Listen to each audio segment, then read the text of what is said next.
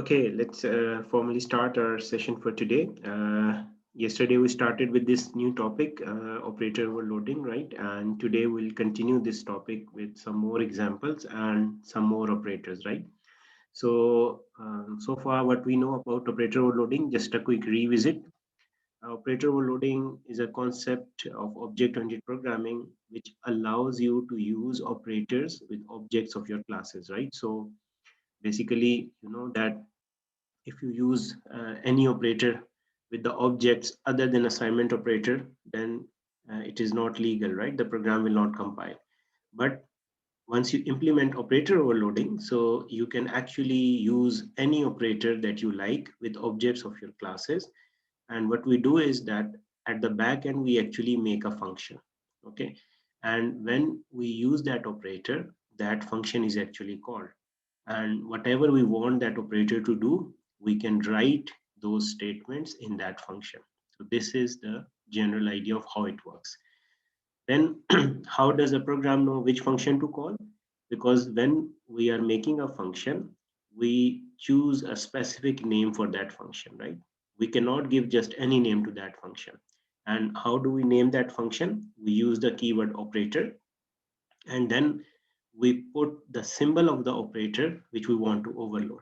Okay, so maybe we can extend this discussion that, for example, to yesterday we overloaded plus and subtraction operator. So when we make a function, so this is the name of the function, operator plus, right? So whenever in the main you are using a plus b, so this actually will lead to call this function, and whatever you have written in this function, it will execute, right? So actually, you see, if you do that, you can write whatever you want in the function, right? But naturally, it makes sense that if the operator is plus, then we should add things, right? If the operator is subtraction, we should subtract things. But actually, there is no check, right? For example, in the plus operator, if you are doing subtraction, then compiler will not complain, right? Because it is syntax-wise, it is correct. But it's up to you that you use the operator in the same meaning in which a reader or a developer actually expect that operator to behave. Okay. So the examples we had done were primarily from the point class, right, where we saw how we can add 2 points in 2 dimensions with x and y coordinate. So the logic of the function was more or less same, which you have already seen with the function. But rather than making a function add, we simply change the name of the function to operator plus, and this allowed us to add 2 points just like we add two integers, right? So we had written a complete program where we were allowed statements like this, which we use with integers with objects of your classes, right? So today we'll continue the same discussion, but with different examples. Okay, so now let's see a different example. I started this example yesterday, right? And as we discussed, it is more or less similar to the point class, but it will allow us to have some more functionality, right? So the class that I told you yesterday was that you can make a class to model complex numbers, and a complex number has two parts, a real part and an imaginary part, right? So we had done some basic discussion on this yesterday. So now maybe I can overload a couple of operators for this class. Okay. So just like point, it has two data members, but rather than x and y, we are calling them a real part of a complex number and imaginary part of a complex number, right? And just to recall you, complex number is of this form 2 plus 3 iota, where this is the real part and this is the imaginary part. So 2 we are storing in variable which we are calling real, and 3 we are storing in the integer which we are calling imaginary, right? And in public you can make a constructor or anything, print function. I'm not writing them, right? I'll only be overloading the operator, right? So we discussed yesterday that just like point, when you are adding 2 points, x is added in x, y is added in y. Similarly, when you are adding two complex number, right? So real is added in real and imaginary is added in imaginary. So it's more or less, you can say, almost same logic, right? But only with different variable names. But let's do it so that if you have any confusion, so that they are cleared out, right? So as we always do that before writing any function, it's a good idea that you first write the main so that you know how this operator will be used. Our objective is to be able to add two complex numbers, right? So let me just take two complex numbers. So complex C1, I call it 2, 3. Okay, I'm assuming that there's a constructor in the class, so 2 is the real part, 3 is the imaginary part. Similarly, I can take another object, I call it C2, and let's give it values 4 and 5. And then we take a third object in which we'll store the answer, right? So what do we want? We want that when you add two complex numbers, the answer is also a complex number, right? So that's why we have taken the third variable. This is what we want to write, C1 plus C2. Okay. Presently, we all know if we write it, the program will not compile because the operator is not overloaded, right? So in order to do that, what we do, we make a function in the class, right? So this is the return type, this is the output, because when you add two complex number, the answer is also a complex number. What is the name of the function? Name of the function is the keyword operator followed by the symbol which is plus, right? Because we are trying to overload the plus operators. And before we write something in the body of this function, as we always do, that let me just complete it. That you see, if in this function I write real, okay, so this real actually belongs to C1, right? Because whatever object you have on the left side of the operator, just like when you write C1 dot print, so if you write real or imaginary in that function, you are talking about real and imaginary of C1, right? Which is because the function is called for C1. So the same logic is here, that when you write this statement, the function writing this statement C1 plus C2, it will call this function. And within this function, if I am writing real, then this real and this imaginary, they are actually members of C1 because the function is called for the object which is on the left side. Okay. So I have told this many times, but it is important. So that's why I keep repeating this information. So now let's write the body of this function. And we already know that data of C1 is already available. We need to pass C2 as input, right? Which we always do. So I write here complex C, which is the input, right? So the C2 is actually going in this C, okay? And just like we did with the point class, you can write complex, this is my answer. And the last statement would be something like return answer, okay? And then you can write answer dot real is real plus, now this real is of C1 and C dot real. C is this, which is actually C2 dot real. And similarly, imaginary is the imaginary part of C1 plus imaginary part of C2. Okay, so almost rather exactly the same piece of code which was in the point class, right? But instead of XY, we have real imaginary. Otherwise, from the viewpoint of logic development, there's no difference between this and the point class, right? But since we had to see some other operator, so that's why I have changed this example to complex class, right? Let me quickly write this program because we'll be adding something more to this program. So I'll just shift to the compiler and write this class. Okay, the point class is already there. So let me just add it in the same file quickly so that we can see the output. Okay, so I write class complex, private and public. So in private, I write real and imaginary, right? These are the two data members of this class. Now quickly, maybe I can, since typing is quicker as compared to writing by hand, so maybe I can quickly make the constructor.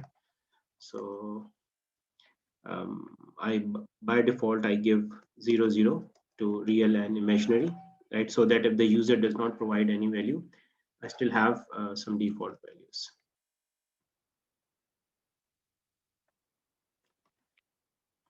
Okay, so we copy this, and then it's a good idea to also make a print function, right? So we can write the real part is real and the imaginary part is this img, and that's it. Okay, so this is the print function, and now let's overload the operator. So I write complex operator plus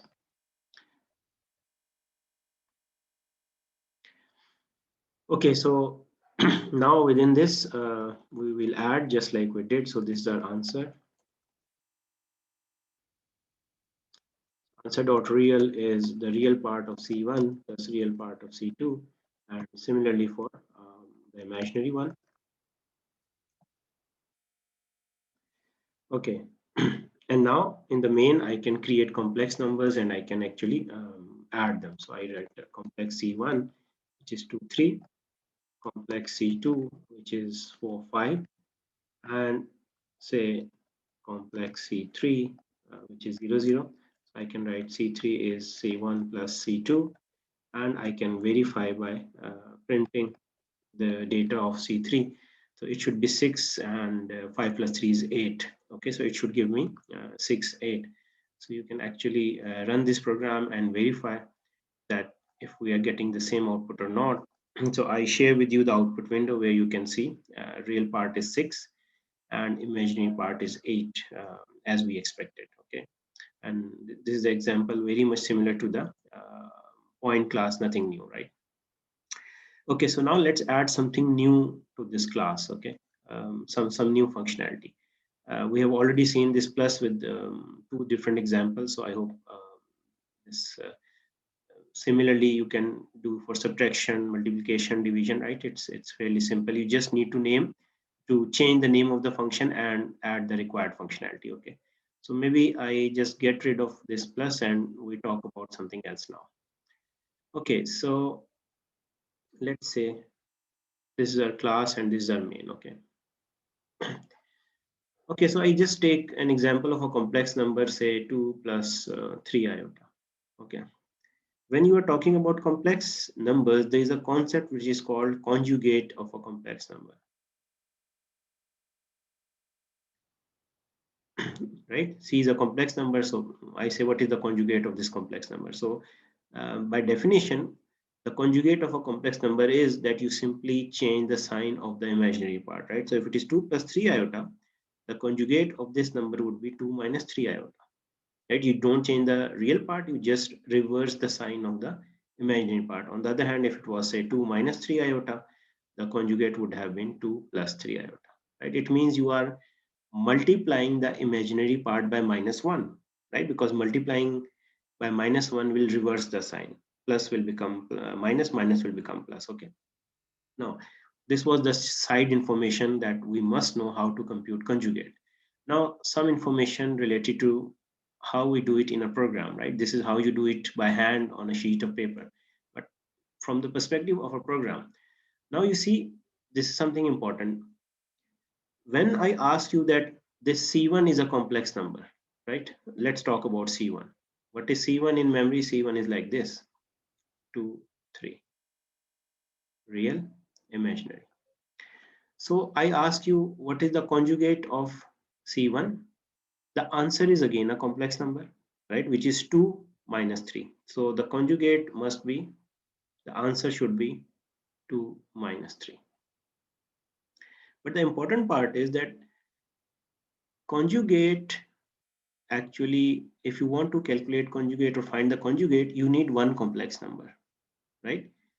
When you have to add two things, or you have this plus operator, you need two things which are added together, right? You cannot add one single thing and nothing, right? So it means it's a binary operator. Now if I ask you to find the conjugate of a complex number, so I give you one conjugate complex number and you tell me its conjugate, that what is the answer. You don't need another number, right, in order to answer my question. If I ask you what is 2 plus and I am silent afterwards, you cannot give me answer because I have not told you the second number. If I ask you what is 2 plus 3, it means I have given you two operands and you can tell me it is 5. But in case of this example where we are finding conjugate, you only need one complex number, right? Conjugate is of one complex number. If you want to find for two, you can repeat that process 2 times. If you want to find conjugate of 100 complex numbers, you can use a for loop and repeat the process 100 times. Okay? So what I'm trying to say is that suppose someone asks you that, okay, write a function which can find conjugate of a complex number, but you have to do it using operator overloading. So it means you will have to use an operator, and whenever someone uses that operator, we expect it to return the conjugate of that complex number, right? So all the discussion is that in this case you can choose any operator, but the important point is that the operator must be a unary operator. This was for this that I told you all that story, that you see. Now what are unary operators? Which need a single operand, right? So maybe this is a unary operator, this is a unary operator, this plus plus minus minus, right? Because they only need one variable. Okay. And we had seen, or I told you a little while back, that once you are doing operator overloading, you cannot change the number of operands, right? For example, if plus is a binary operator, you cannot write plus x. This is illegal, right? You will have to write, say, a plus x or something. Similarly, in case of unary operators, few I have listed here, these are the operators which take one operand, right? Now, why we are discussing it? Because you see, when we are doing our initial examples, I give you a scenario that okay, we have to overload plus operator, right? But sometimes when you are solving a practical problem, you yourself have to decide which operator to should I use if I want to overload some functionality, right?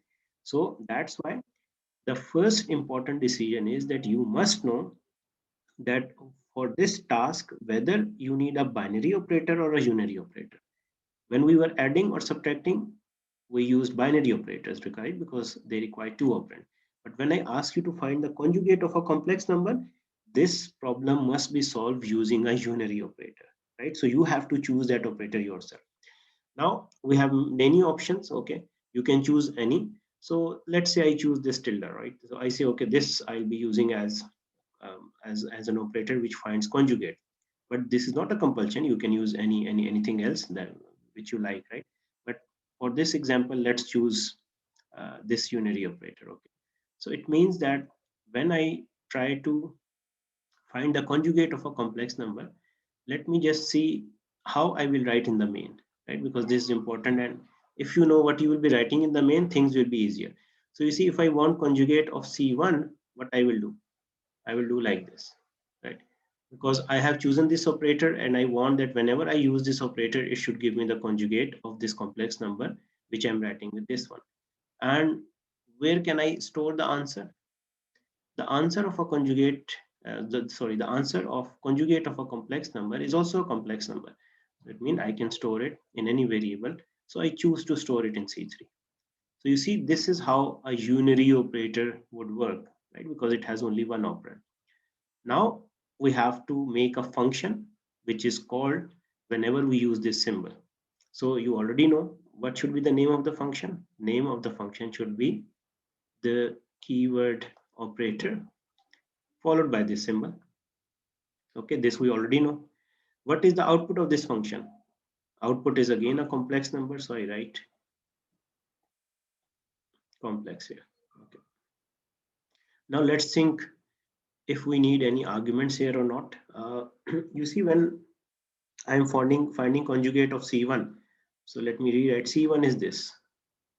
Okay, when you write this operator, this function is called. So in this function, if I write real and imaginary, they are real and imaginary of C1. That's all I need. I don't need anything else, right? So that's why this function does not require any input. Why? Because the function is called for object C1 and I can directly access all data of C1 because the function is written inside the class. So I'm not passing it any arguments because the data of C1 is already available to me inside the function. Now let's try and write the body of this function. Okay, so since the output is also a complex number, so I say complex number, this is my result, right? So when you are computing the conjugate, the real part is same. Okay, so the real part of my answer or result is same as the real part of C1 because we don't change it. But the imaginary part, we change the sign. So what I will do, I will write maybe -1 into IMG. Now this IMG and this real with I have underlined, they are actually of C1. Okay, so what we are doing, we are copying the real part as it is. So this was your variable, which is a result. You copy the real part of C1, which is 2, in result.real. You multiply the imaginary part with -1, so it will become -3. So result will be 2 minus 3. And then you write return result. So what will happen? This result will actually be copied in the C3, right? So now your C3 is actually 2 minus 3. And this is what we wanted. We wanted C3 to have conjugate of C1, and this is what is happening, right? But the important thing here is that you do not pass any argument because they were not required. And the second important thing is the choice of operator, that for this functionality, we did not choose plus or multiplication or division because all of these are binary operator. For this particular task, we have chosen a unary operator because we compute conjugate of a single complex number. We don't need two complex numbers to find the conjugate, right? Now let me add this function to our program, see the output, and then maybe we can discuss further. Okay, so let me go back to our class, and within the same class we already have one function of plus.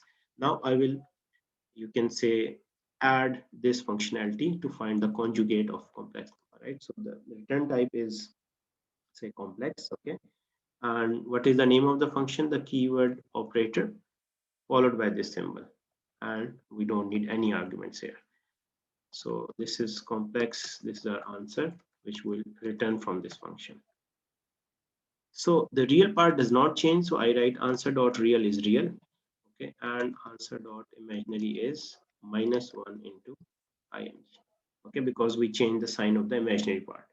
And in the main, maybe I take another complex number, say complex C4. Okay, and what is C4? Maybe C4 is, let's compute the conjugate of C1. Okay, the conjugate of C1. Okay, and then you can write C4 dot print to actually see the result. Let me just get rid of this so that you only see the output which is relevant to our current discussion, right? So let's try to run this program and see if it works. Okay, so let me just share with you the output screen. So you see our original number was 2 3, right? And once we take the conjugate, we get 2 minus 3, right? So it's working fine. Now let's go back to the program, and let me tell you something else. You see, I have chosen this operator, but this is not a compulsion. You can say, okay, I will use this operator. Okay, so I just change the code, and instead of this, I use this operator. It is still working fine, right? Then why? Because you can choose any operator for this task. It is your choice. But let's see what happens if I choose plus here. So I choose plus here and then plus here, right? So now you see it will not work. It will give you an error. Why? Because plus is actually a binary operator. You cannot use a binary operator for this task. On the other hand, if you say you will use plus plus, then that is legal. Why it is legal? Because that is a unary operator, right? So what you can do is you can choose any of the operators that you like, but you have to be careful that it has to be a unary operator, not a binary operator. So this was, you can say, a new concept, not exactly a new concept, but a new example where rather than overloading binary operators, this was our first example where we overloaded a unary operator, right?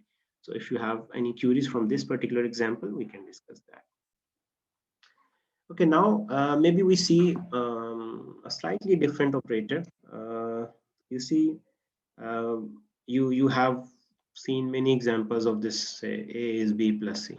Okay, and you know that sometimes what you want is that if you are adding two numbers, you want the answer to be in one of those numbers, right? For example, if I'm adding x and y, so rather than storing the result in z, I say, okay, store this result in x itself.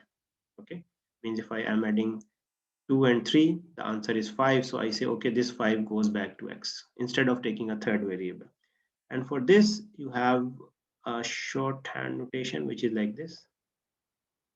Okay, x plus equals y. Now what does this mean? This actually means you are adding x and y, but you are storing the answer in x itself. You are not storing the answer in some other variable, right? So it means if x was 2, y was 3, so after the execution of this, x will become 5. Okay, so now this plus equals, which can be minus or in subtraction, division, it can be any operator, right? But we do the example with this plus operator. Okay, so you see this is not the same operator as this, and this assignment is a different operator. Okay, this is a new operator itself. When you combine these two, now it is doing addition, yes we know, and it is combining assignment and addition in a single operation. But this combination is actually a new operator, right? From the viewpoint of programming, this is an operator, and you don't treat it as two different operators, right? There are two symbols, but this whole is one single operator which is doing the job. So it means if you have overloaded plus operator in your class, then you cannot write this, right? Because this is not the same operator as this is a different operator. If you have added the plus overloaded the plus operator, you are allowed to write like this for the point class, but you will not be able to write like this. Why? Because this is a different operator. Don't think that adding plus will do the job. So if you want this to be allowed, you have to overload it separately. Means you have to make a separate function which will be doing this. Only making the function to overload the plus operator will not work for this situation. Okay, so let me now just make that function, and let's now try to do it. Okay, and let's do it with the point class. Okay, today we did not do point class. Let's not break the tradition, and let's do at least one example with our old friend point class. Okay, so again I'll just write quickly x and y, nothing else. Okay, and we'll be writing something here. Okay, so we have 2 points, but this time it will be slightly different, and P2 is say 4, 5. Now we want to write something like this: P2 plus equals P1. This is the key expression we want to do. So now you can see it is again a binary operator. Okay, and we want to overload this. And what do we want? That P1 is 2, 3, and P2 is 4, 5. So when I write this statement, 4 and 2 are added 6, 5 and 3 are added 8. So actually P2 is updated. Okay, I don't want a new third variable P3. I want the updated statements to be in P2. Okay, so in order to do that, we come to the class. Okay, and first write the easiest thing, which is name of the function. So the name of the function is, you see now I have written both, because this complete is my operator. Okay, these are not two different operators, this is one single operator. Okay, so as we already know, this is a binary operator. So when you call this function, whatever is on the left side of this function, sorry, of this operator, the function is called for that object. It means the function will be called for P2. So in this function, if I'm writing x and y, they are x and y of P2. Okay, means they are 4 and 5. And whatever is on the right side, as we always do, you will pass it as an argument. Okay, so I will write point P here. Okay, now we'll discuss the return type in a while. So what do we want to do? We want to add x and y of P1 and x and y of P2, right?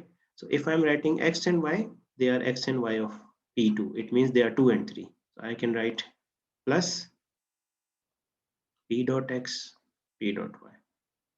Okay, so this is actually, I will also write the value so that you can understand well. So this x is actually 2, right? Sorry, not 2. This is 4. This is 5. Why 4, 5? Because they are x and y of P2. And this P1 was copied in P. So this P dot x is actually 2, and this P dot y is actually 3. So what you are doing? 4 plus 2, which is 6, 5 plus 3, which is 8. But where do we store it? We want to store it in the x and y of P2 itself. There is no new variable. So what should I write on the left side? I can simply write xy. Ye x or ye y, these are x and y of P2. And we wanted to update it, right? So that's why, which I did not write intentionally, you don't need to return anything from the function. I have written void here. Why I'm writing void here? Because when you are writing P2 plus equals P1, you are adding the x and y coordinates of the 2 points and you are updating p2, right? You are not creating a new variable. So since the function was called for p2, so you can simply update p2 by writing x gets the value and y gets the value, whatever the value is. That's why there is no need to return anything from this function. Okay, let's add this function to our class by in the program, and then we see if it works fine or not, right? So I can add it in the complex, I can add it in the point. It's exactly the same thing, right? Let's do it in the point class. Okay, so I will write void operator plus equals point. Okay, so you see when this function is called, so basically we want to update the same object for which the function is called. So I can simply write x plus p dot x and y plus p dot y. This is doing the addition, but where do I want to store the result? In the same variable.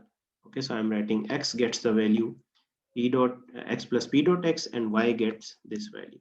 So now you see with this in the main, I can now create objects of the point class, and I can use this operator. So point p1 3, point p2 5, and now I can write p2 plus equals p1, right? So this would be a legal statement, right? P1 and p2 are added together and the answer goes to p2. This was just, you can say, a variant of what we know already, but the important point was that the number of argument, again, we need to pass whatever is on the right side as an argument, but since we are updating the same variable, so there was no return type, right? This was, you can say, a slight difference from the examples that you have seen previously. Okay, we have seen few examples of binary arithmetic operators like plus, minus, and you can do for multiply, divide as well. And you have also seen a unary operator, right? Where we found the conjugate of a complex number, right? So now let's see a different operator now. Now, instead of arithmetic operators, now let's talk about relational operators, right? Greater than, equal to, not equal to. So relational operators are actually comparing two things, right? You must have seen that, for example, if I say 2 is less than 4, right? So this is a relational operator. And you can normally use these operators either in if, or you use in a loop while x is less than 10, something like that, okay? Or maybe in a condition you have, say, y x less than 10, x plus plus. So these are few occasions where you use relational operators, right? But mostly you are using them if or while, right? So you see, when you are using a relational operator, you are comparing two things. You are asking a question whether 2 is less than 4, whether x is less than 10. And this is a question to which the program will answer in yes or no, right? Either is 2 is less than 4 or it is not less than 4, right? So whenever something is yes or no, so in terms of programming, we call it true or false, right? So true and false in every programming language, they are represented by a data type which is called Boolean, right? So of course you can do with integers as well. You can say 1 is true and 0 is false. That is perfectly fine, right? But I would recommend that most of us, when we write program, this data type bool is very underutilized, right? Many people actually don't use it. They just do it with integer. Okay, that if it is 1 means true, 0 means false, which is correct. There's no problem with that, right? But once a data type is there, so I think it deserves to be used in programs, right? So it's a good idea that you make a habit of using the bool data type, right? It's good, right? Otherwise you can do with integers as well. So why we are discussing this? Because now we will be overloading the relational operators. And the good thing is that since relational operators are comparing two things, you don't need to worry about the return type. The return type in all the cases would be bool, right? So you don't have to think, right, that whether it's void, whether it's a complex number or point, no matter what class it is, when you are using a relational operator, the return type is a bool, right? Because it will return either true or false. So it means that it will make your life easier. You will not have to think much. Okay. Now, how do we use it? Again, let's do an example. Okay. So I have two examples. One is with the point class and other is with circle class. Okay, let me do it with the circle class, right? Because it will be easier for you to understand because you have done assignment number one. So now maybe you can understand it better. Okay, suppose there is a circle C1 with radius of 2.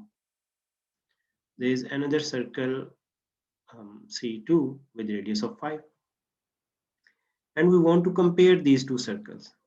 Okay, so we say if C1 is less than C2, previously when you did the assignment, we had not studied operator overloading. So you could not write like this, right? But now we can do this. If you remember in the assignment, you were required compare the two circles. So if and enlarge the circle which is smaller. I don't remember exactly, but it was something like that. So if somehow we overload this operator less than, it means I can write C1 less than C2. Without operator overloading, you cannot write it, right? Because C1 and C2, they are objects of a class circle. They are not integers. So this statement is only legal if you have overloaded the less than operator, right? And else you can do something else. Okay, so let's do this example first for the circle class because you can understand it, I hope, easily. And then maybe we do it for some other class as well. So let me first make the circle class, maybe not everything, but just data. So I write class circle.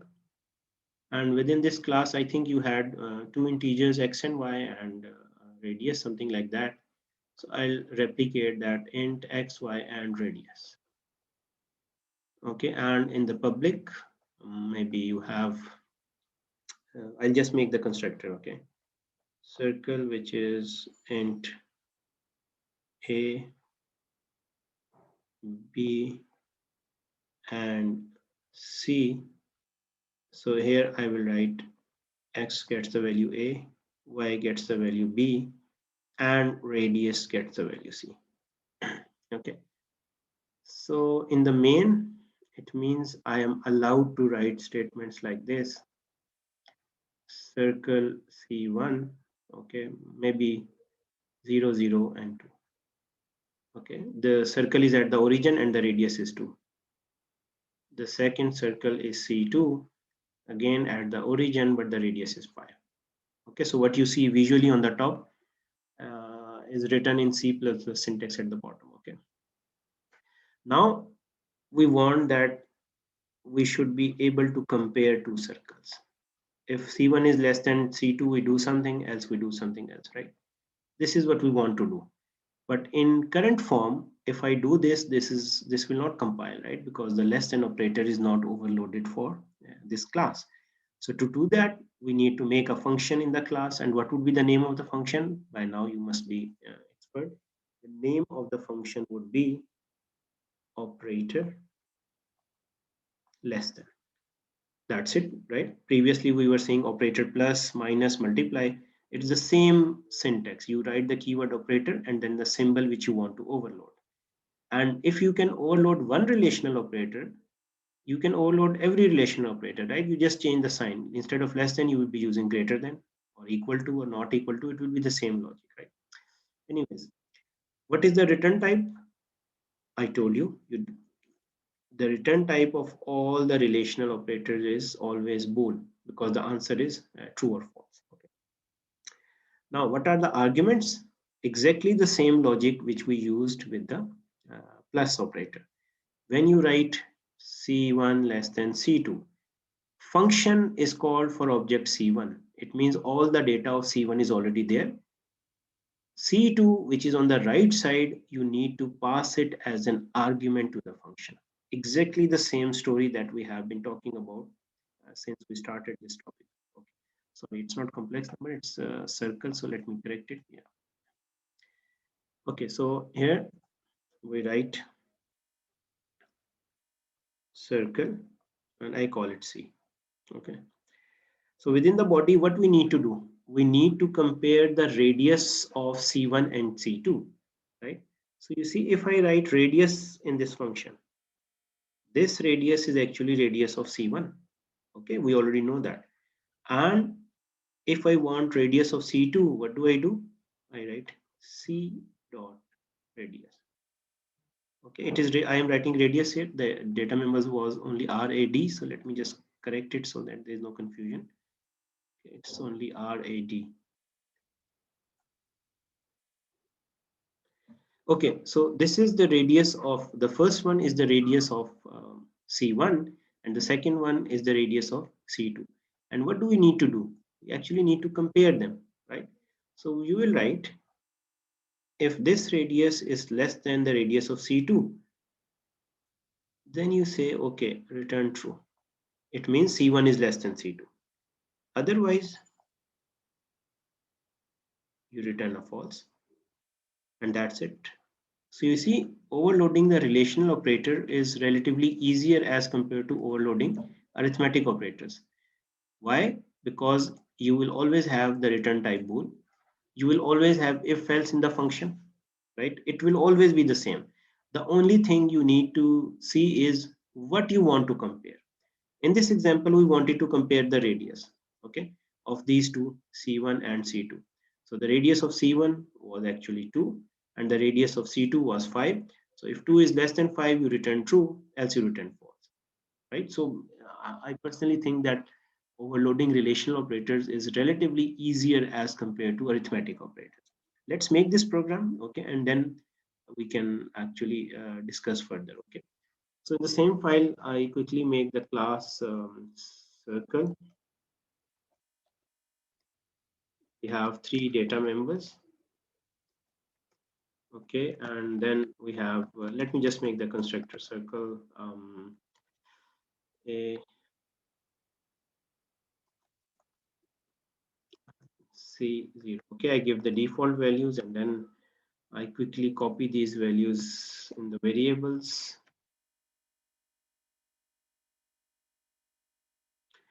Okay, now let's overload the relational operator maybe less than. Okay, so as I told you, whenever you are doing overloading a relational operator, return type is bool because it's true or false. Name of the function is operator less than, and since it's a binary operator, so it will take one argument, exactly the same logic that we had in case of plus or multiplication or subtraction and so on, right? So now what do we need to do? We need to compare the radii of the two circles. So I will write if radius is less than C dot radius. I'll explain again, right, when I'm done.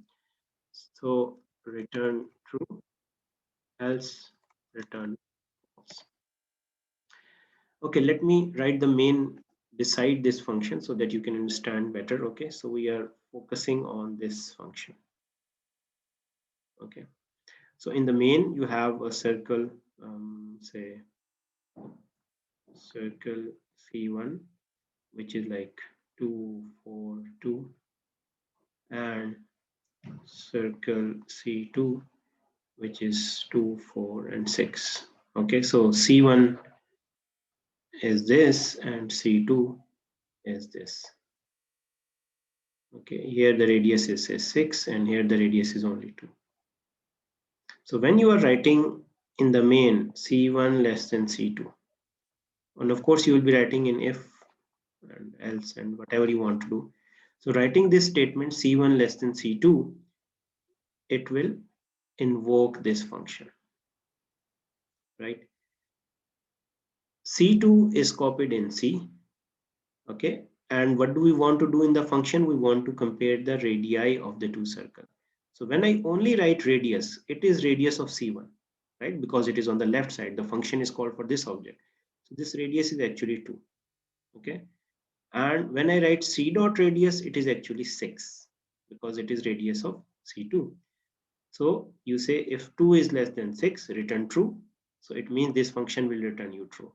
So C1 is less than C2, and you can visually see that C1 is actually less than C2. This is C1 and this is C2. Okay. If now you want to change this to some other operator, right? For example, I say no, not less than, greater than. So you simply maybe copy paste this. Okay, let me do that. And you simply change the operator, nothing else, right? So instead of less than, I will use greater than. You see exactly the same logic. If you want it for equal to, just change the symbol to equal to. If you want not equal to, just change the symbol to not equal to. So you see there is a sort of fixed pattern that you will see in these relational operators, that they will always return a bool, and within the body they will always have a single argument, right? Because they are binary operators, and within the body of the function you will always have an if else statement, right? Because if you have if else, only then you can return true or false, right? Because you have to make a check. The only thing that you have to check is what is the condition. How do you compare two circles? For example, in this case it was straightforward that you compare the radii of the two circles. But in some cases you may need this information, right? For example, suppose I ask you that there's a student class and you compare two students. You want to overload, right? But now this can be tricky, that if you want to overload this operator, you need the information. What are you comparing? Whether you are comparing the GPAs of the two students, or you are comparing their age, or whatever you can say parameter, right? So sometimes when you are overloading the operator, relational operator, the only decision you have to make or understand that what I need to do is what to compare. Otherwise, from the viewpoint of syntax, it is a very fixed sort of syntax. Only the if condition will change, right? Rest everything would be very much standard.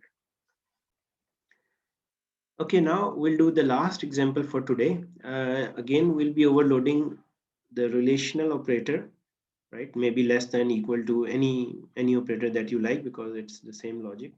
But for a different, you can say, scenario, where what to compare is not very straightforward. Okay, so let's say we again go back to our class point, where I have a point here, say p1, which is like 2 4.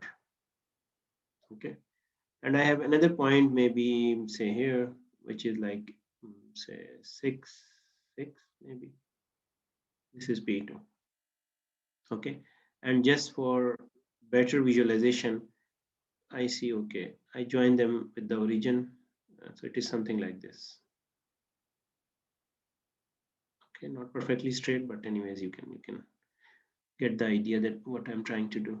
Yeah, so you have 2 points, p1 and p2.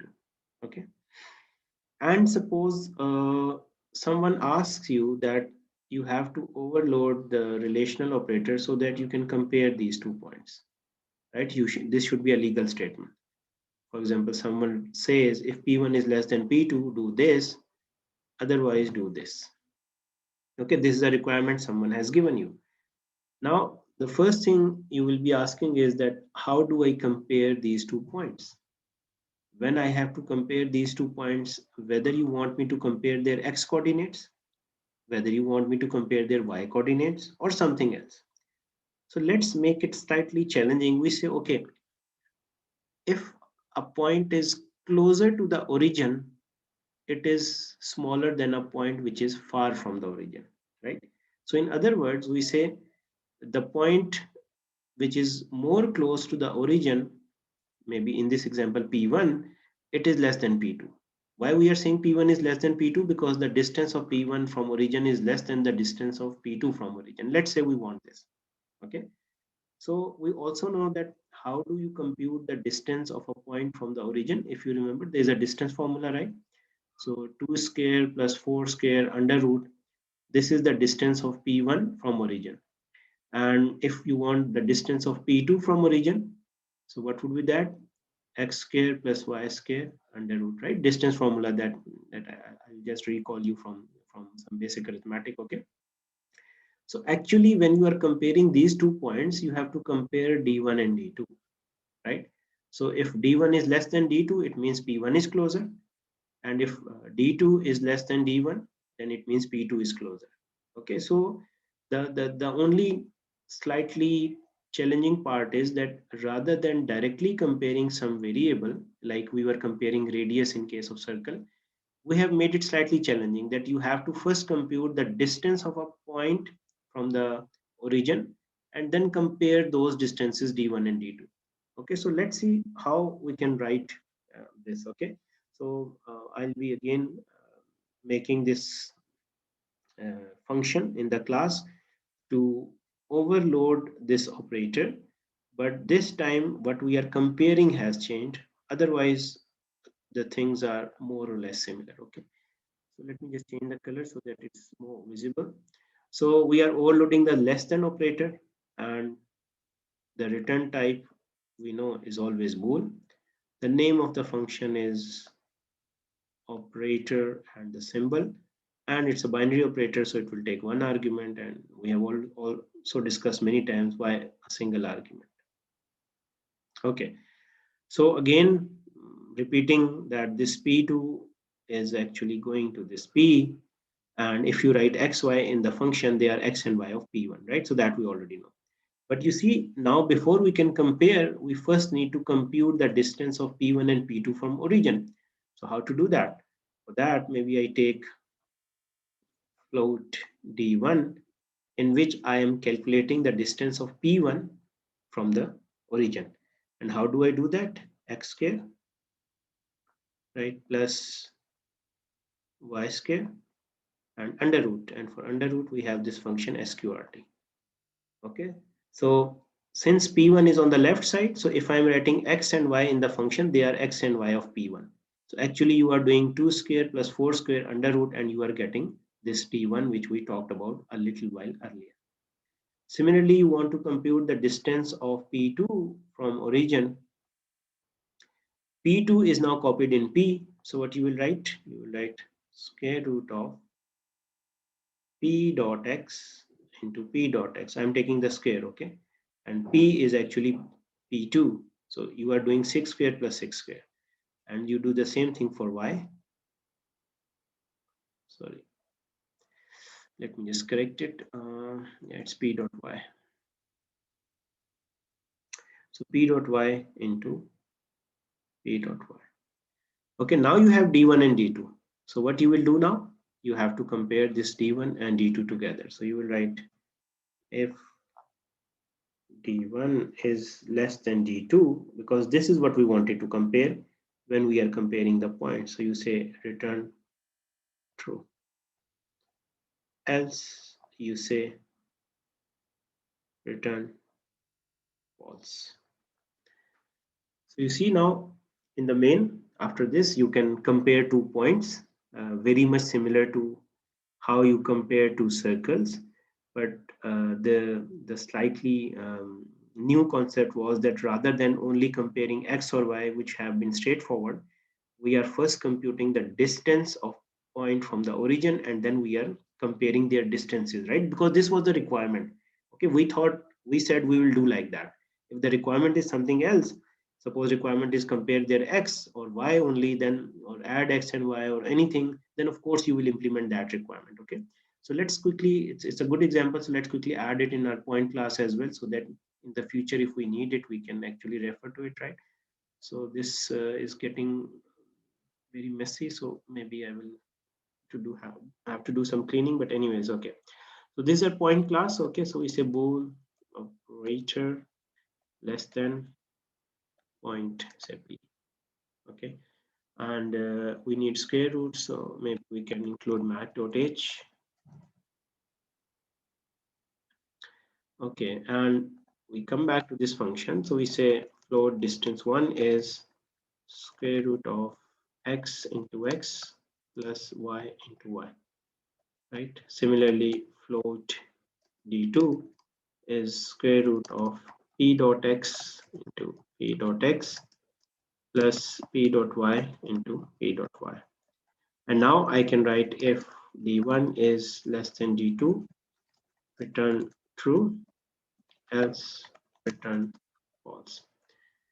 Okay, let me explain it by writing the main just beside this function. So you should focus only on this part. Okay, this is what we are discussing.